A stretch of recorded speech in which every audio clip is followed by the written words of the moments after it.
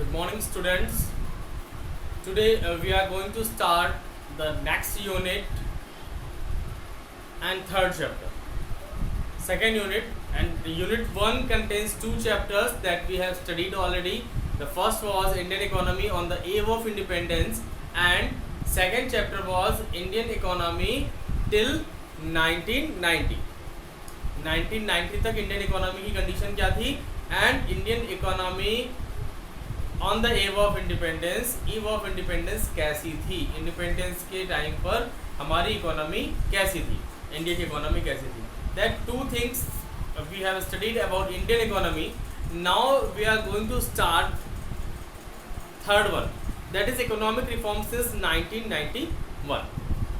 तो जब ऑलरेडी हमारे पास इन सेकेंड चैप्टर भी हम स्टडीड की बहुत सारी इकोनॉमिक पॉलिसीज स्टार्ट की गई, inward looking trade policies start की गई, IPR 1956 सोशल डेवलपमेंट के लिए और इक्विटी के डेवलपमेंट के लिए, इक्विटी प्रोवाइड करने के लिए, इक्वालिटी के लिए, एम्प्लॉयमेंट प्रोवाइड करने के लिए बहुत सारी स्कीम्स लॉन्च की गई. उसके बावजूद ऐसी क्या ज़रूरत पड़ गई जिसके लिए इकोनॉमिक रिफॉर्म्स करने पड़े. इकोनॉमिक रिफॉर्म्स का मतलब क्या होता है? रिफॉर्म्स का मतलब होता है सुधार. इकोनॉमिक रिफॉर्म्स सिंस 1991 से जितने भी इकोनॉमिक रिफॉर्म्स हुए हैं वो सारे अब हम इस चैप्टर में पढ़ने जा रहे हैं. तो उसके पहले ज़रूरी ये है समझना कि इकोनॉमिक रिफॉर्म्स होता क्या.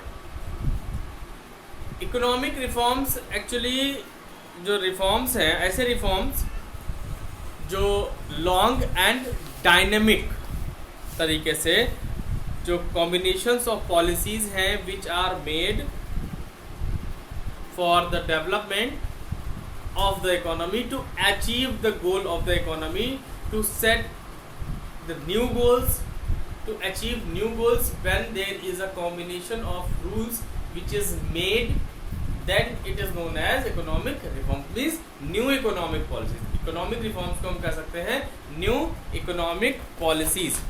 इसीलिए इस समय जो पॉलिसीज बनाई गई उन पॉलिसीज को नाम दिया गया new economic policies,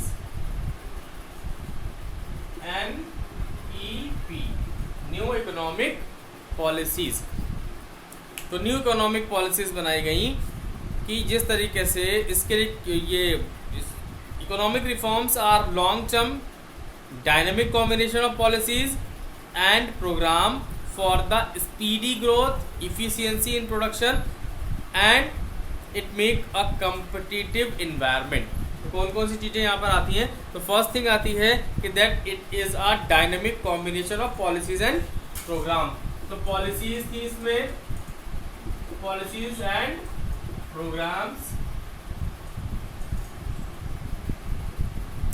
policies and program,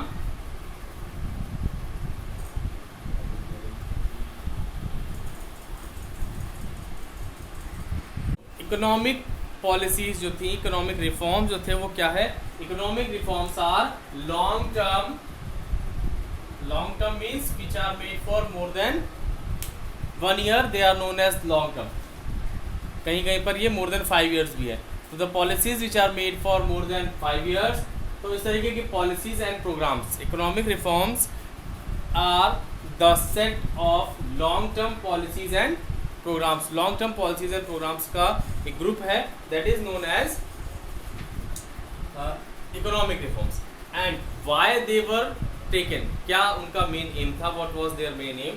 तो उनका मेन एम था speedy growth. They just want to boost up the growth of the economy की ग्रोथ को बढ़ाना चाहते थे. एंड इफिशियंसी इन प्रोडक्शन की इफिशियंसी मीन्स हमारी जो कैपेसिटी थी प्रोडक्शन की, the capacity of production is known as efficiency in production. वो हमारी जो इफिशियंसी थी उस इफिशियंसी को बढ़ाने के लिए जिससे हम ज़्यादा से ज़्यादा प्रोडक्शन कर सकें. Next was make a competitive environment. Competitive environment बनाने के लिए जिससे कि क्या हो कि आपस में कंपटीशन हो, और उससे कंपटीशन होने से क्या बेनिफिट होता है? The benefit behind the competition that producer will try to improve the quality of the product. तो अपनी क्वालिटी, प्रोडक्ट की क्वालिटी को बढ़ाना चाहेगा. They will just try to increase the quality of the product. So for that what happened, economic reforms were adopted in India in the year of 1991. 1991 में economic reforms adopt की। ये तो सारे M थे जिसके लिए ये अडॉप्ट किए गए, लेकिन इसके पीछे कुछ रीजंस भी थे जिनकी वजह से ये अडॉप्ट करने पड़े। They were forced, the policy makers were forced to adopt these policies, these reforms. So what are that reasons? That I'll tell you in next video. Till then, watch it.